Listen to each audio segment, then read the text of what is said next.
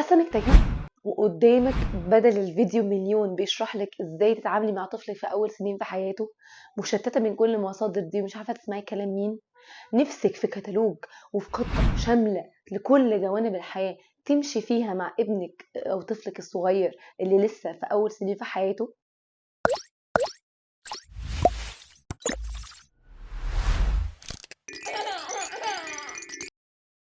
انا كمان كنت زيك. اول ما خلفت كان نفسي الاقي حاجه شامله تعرفني ازاي اقدر اتعامل مع الطفل الجديد ده ستيب باي ستيب كده معايا، تعرفني كل مرحله اعمل فيها ايه. ولكن للاسف ما لقيتش المصدر ده متاح. معظم المصادر اللي شفتها رغم انها كويسه جدا ولكن كانت بتفتقد للتسلسل والمنهجيه، يعني كانت حاجات عشوائيه، حاجات لسن صغير مع حاجات لسن كبير، حاجات مناسبة وحاجات مش مناسبة. فكان ان انت تقدر توصلي لمعلومة بجد تفيدك هتضطري ان انت تسمعي فيديوهات كتير او تشوفي او تقري كتب كتير لحد ما تستخلصي الكلام ده كله وتوصلي في الاخر للحاجة اللي انت تقدري تطبقيها فعلا في حياتك. فقعدت فكرت وقلت لنفسي طب ليه ما اعملش خطة لتربية الأطفال في أول 3 سنين في حياتهم، وتبقى شاملة لكل جوانب حياتهم، الجانب النفسي والجانب الديني والجانب الاجتماعي والجانب الصحي. أنا شايفاكي دلوقتي وانتي دلوقتي بتقولي ايه ده كل ده؟ معقولة طفل لسه ما كملش 3 سنين هيبقى عنده جانب نفسي وديني واجتماعي؟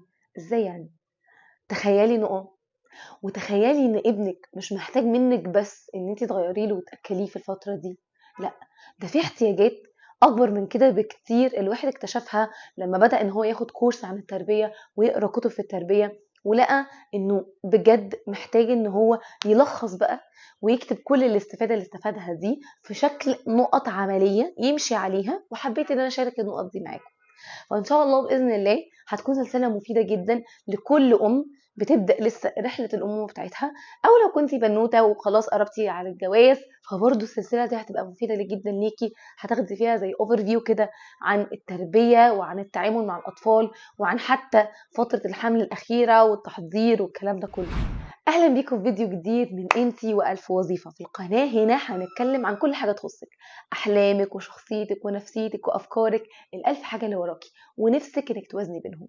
ومن اهم طبعا المواضيع ومن اهم الوظائف اللي في الالف وظيفه اللي ورانا هي وظيفتك كأم وكمربيه. بعد كده هتطلعي اجيال للدنيا دي، فما ينفعش ان احنا نستهين بالدور ده، ولازم ان احنا نعدله كويس جدا. وخاصة ان في الزمن اللي احنا فيه ده بقى المغريات كتير وبقت التربية صعبة جدا جدا جدا. فازاي انا كأم ابقى ذكية واقدر ان انا اكتسب مهارات وعلم يقدر يساعدني في دوري في التربية ويخليني اقدر اكسب اولادي بعد كده في المستقبل لما يكبروا، واحاول على قد ما اقدر اني انشئهم على الفطرة السليمة السوية واجتهد في ده. انا اشتغلت في مجال تدريس الاطفال في الحضانات لفتره 2 سنين، والحقيقه ان انا اكتسبت خبره كبيره جدا في الفتره دي عن ازاي اتعامل مع الاطفال. وطبعا شفت نماذج اطفال كتيره جدا، منهم اللي عندهم مشاكل زي التوحد، فرط الحركه، ومنهم اطفال كويسه جدا واذكياء جدا. من ابرز المشاكل اللي كانت بتقابلني هو ان الامهات مش عارفين ازاي يتعاملوا مع اولادهم. يعني كتير كان بيقابلني كيس ان الام اصلا مش ملاحظه ان ابنها عنده اعراض توحد، وبيبقى الاكتشاف الاول في الحضانه من خلال التعامل مع احنا كمدرسين مع الاطفال دي. وطبعا دي مشكله كبيره جدا، والمشكله دي سببها حاجتين. اول حاجه ان مفيش وعي اصلا ازاي اقدر احمي اولادي ان هم يوصلوا لمرحله التوحد او حتى بداياته. ده لو يعني مفيش عامل وراثي، لان طبعا في عوامل تانية ما بنقدرش ان احنا ما بيكونش لينا يد فيها، ولكن احيانا الطفل بيبقى سليم وكويس وبسبب اهمال الاهل او الفرجه الكتير قوي على الكرتون وعدم الكلام واللعب مع الطفل للاسف بيخش في حاله توحد. يا اما والسبب التاني بقى غير ان مفيش وعي اصلا لازاي اقي ابني من ده، انا ما عنديش وعي باعراض المشاكل اللي ممكن يتعرض ليها ابني، المشاكل النفسيه اللي ممكن تواجهه. فبتفاجئ وبستغرب لما حد بيكلمني او بيقول لي ده ابنك عنده مشكله في التحدث، ابنك عنده مشكله في التعامل. وكان بيقابلني كتير جدا انكار ورفض شديد جدا من امهات هو مش مصدقين اصلا ان ابنهم عنده مشكله.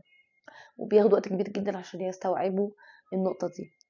فالزمن اللي احنا فيه كأي زمن فيه سلبياته وفي جوانب كتير احنا لازم نكون مهتمين بيها، لأنه تأثير دلوقتي الجوانب دي على حياة أطفالنا بقت بشكل كبير جدا. ومن أهم الجوانب دي طبعا هو التليفونات والشاشات والكرتونز. الحاجات دي كلها بتأثر بشكل كبير جدا. أنا مش عايزة أخش بالتفصيل في الكلام في النقط دي، ولكن عايزة أديكم نبذة سريعة عن المحتوى بتاع السلسلة بإذن الله اللي احنا هنعملها مع بعض. هتكون سلسلة حلقات هتبدأ معاكي من ايه بقى؟ هتبدأ معاكي من أول آخر فترة في الحمل، وانت بتجهزي شنطة الولادة بتاعتك وبتجهزي حاجة البيبي. ايه الحاجات المهمة انك تجيبيها للبيبي؟ ايه الحاجات اللي ملهاش اي لازمة انك تجيبيها للطفل؟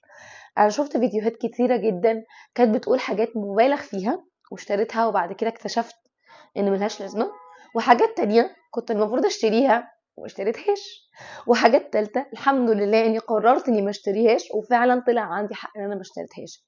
فانا باذن الله هعمل فيديو مفصل عن كل المشتريات اللي ممكن تحتاجيها للبيبي، المهمة والحاجات اللي مش مهمة. تاني حاجة بقى ودي مهمة جدا وهي فترة التربية للجنين.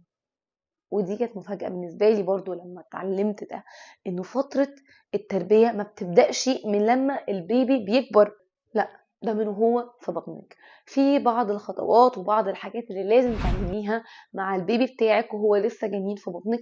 الحاجات دي بتفرق في نفسية الطفل سبحان الله، وبتربيه على حاجات معينة لما بيتولد وبيشوفها بعد كده بيستجيب ليها بشكل أفضل، لأن هو من هو في بطن مامته اتعود على الحاجات دي أو سمعها بتكرار. زي مثلا تسمعي القرآن وحاجات كتيرة إن شاء الله هنسرد لها فيديو لوحدها. بعد ما نخلص مرحلة الجنين هنخش في مرحلة الرضيع.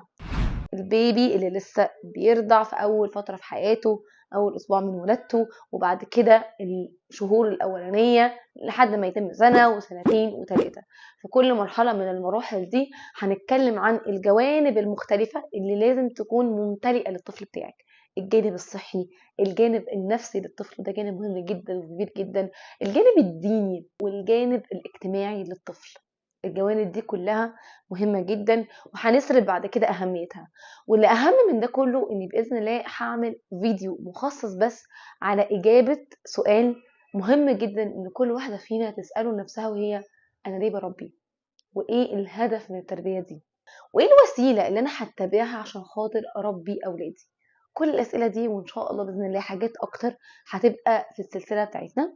لو الفيديو عجبك انا عايزاكي تشيريه مع كل الامهات الجداد اللي تعرفيهم والبنات اللي داخله على جواز، وقولي لهم تابعوا السلسله دي. وان شاء الله باذن الله نحتسب النيه عند ربنا كده ان احنا بنبدا بدايه جديده ببدايه السنه الجديده، وان احنا هنحط خطه باذن الله نقدر نربي فيها اولادنا تربيه سليمه وسويه وصحيحه زي ما جاء في القران بتاعنا وفي سنه الرسول عليه الصلاه والسلام.